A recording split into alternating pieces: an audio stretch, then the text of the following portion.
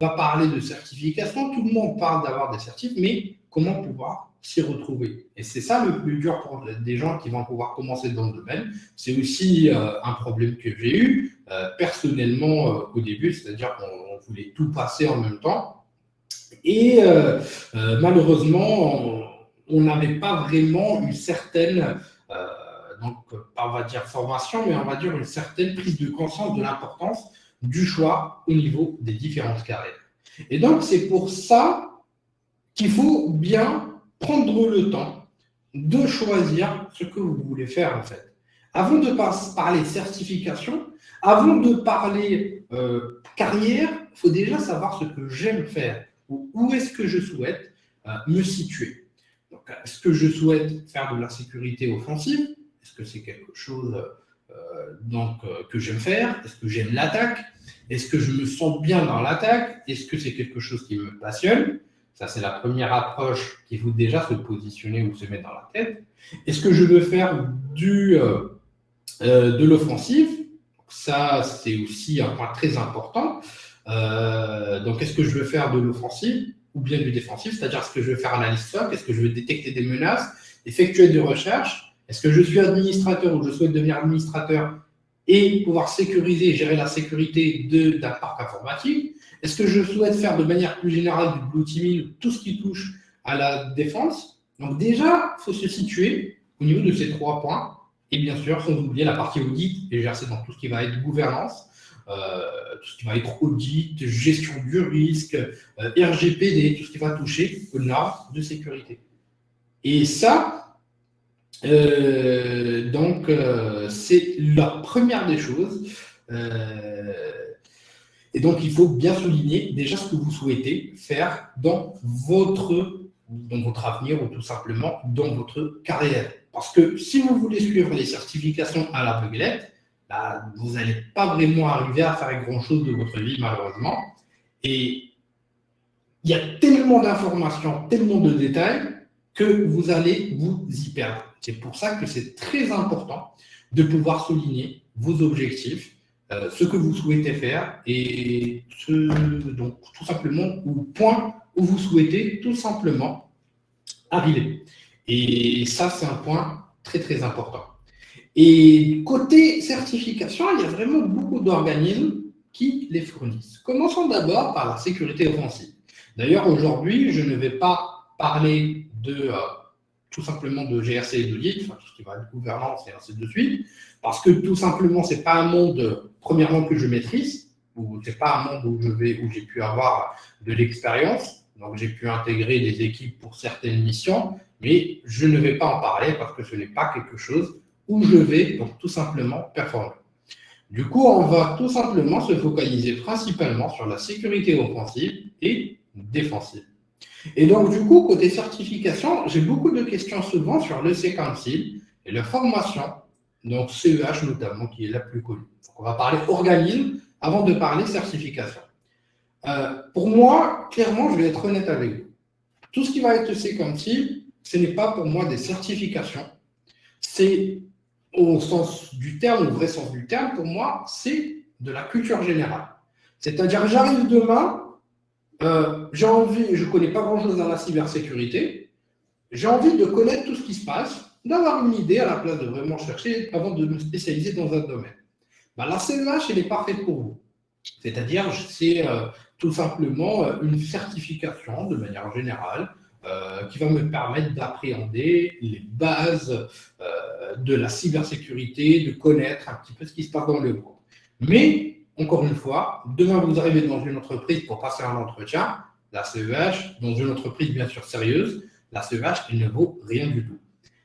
Deuxième problème avec la CEH, c'est les prix des formations. C'est-à-dire, quand vous allez être dans vous allez passer la formation, je pense qu'au niveau d'un centre, ça va être au minimum du 3 000 € pour des débutants. C'est tout simplement hors de prix, ou pour même des PME, parfois ça peut être hors de prix puisque l'entreprise vient de commencer, et ainsi de suite.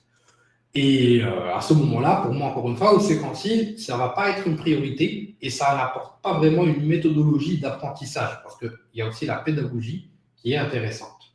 Il y a donc l'Offensive Security. Donc là, je pense que tout le monde connaît Offensive Security. Donc, c'est tout simplement un organisme qui fournit des certifications telles que l'OSCP, l'OSWE, l'OZ, l'OZEP maintenant, et ainsi de suite. L'Offensive Security, c'est des must-have. Mais je dirais des must-have pour des gens aussi qui ont un peu de moyens, parce que déjà, vous avez le LAP, le certif, aujourd'hui, ils ont augmenté, je pense, ça va être du 900 €, un truc du genre. Le repassage, si jamais, ou le retake va être à 250, enfin 200 € à peu près. Donc, du coup, c'est quand même assez cher, je trouve. Mais c'est un must-have. Le cours est intéressant pour ceux qui commencent, mais vraiment, c'est basique. Le OSCP, n'allez pas croire que c'est la certif la plus compliquée, la plus difficile ou je ne sais quoi. Non. C'est une certif abordable, techniquement, avec un peu d'entraînement. En suivant le cours, en effectuant le lab de l'OSCP, vous pouvez tout simplement réussir votre certification haut la main sans aucun problème. Donc ça, c'est mon organisme qui est aussi très intéressant.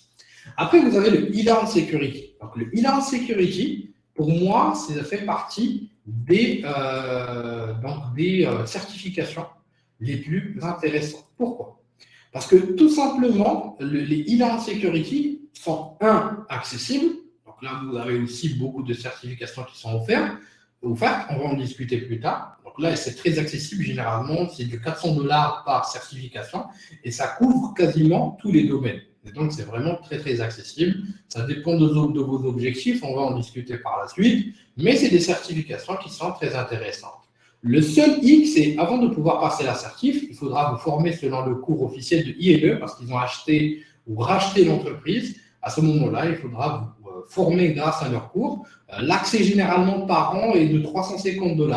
Du coup, c'est vraiment assez accessible et leurs cours généralement sont vraiment très intéressants. Si je prends par exemple un cours Trituntin, donc là, c'est le cours officiel, par exemple sur la partie sur le pad de la formation Treat-Hunter, en fait, vous avez tout simplement des formations bien faites, vous avez des guides qui sont intéressants et des labs qui vous préparent correctement à la certification. D'ailleurs, je vous conseille pour ceux qui vont les faire de suivre vraiment les guides des labs parce que derrière, ça reste vraiment très, très intéressant et vous avez souvent des labs en examen qui sont quasiment la même chose que ce que vous allez avoir là-dessus.